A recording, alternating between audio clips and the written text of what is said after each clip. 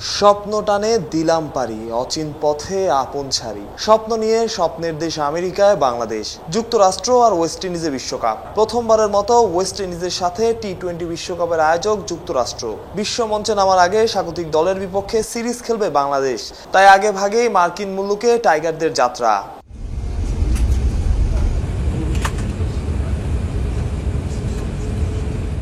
শুক্রবার ভোরে যুক্তরাষ্ট্রে পৌঁছেছে বাংলাদেশ দল। টেক্সাসের হিস্টন জর্জ বুশ ইন্টারকন্টিনেন্টাল এয়ারপোর্টে পা যখন পড়ল রিয়াদ শান্তদের, তখনও সেখানে ভোরের আলো ফোটেনি।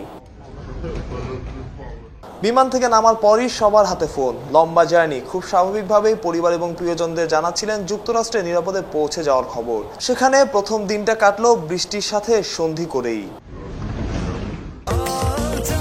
স্বাস্থ্যকর অল টাইম পান সব সময়, অল টাইম হেলদি লাইফ। যুক্তরাষ্ট্রের বিপক্ষে 21, 23, 25 তিন দিনে 3 টি-20 খেলবে বাংলাদেশ দল। মজার ব্যাপার হচ্ছে 28 মে যুক্তরাষ্ট্রের বিপক্ষে প্রস্তুতি ম্যাচ খেলবে টাইগাররা। 1 জুন ভারতের বিপক্ষে আরও একটি প্রস্তুতি ম্যাচ খেলবে বাংলাদেশ দল। এরপর 8 ও 10 জুন শ্রীলঙ্কা এবং দক্ষিণ আফ্রিকার বিপক্ষে বিশ্বকাপের ম্যাচ খেলবে টাইগাররা। প্রত্যয় অলরাউন্ডার।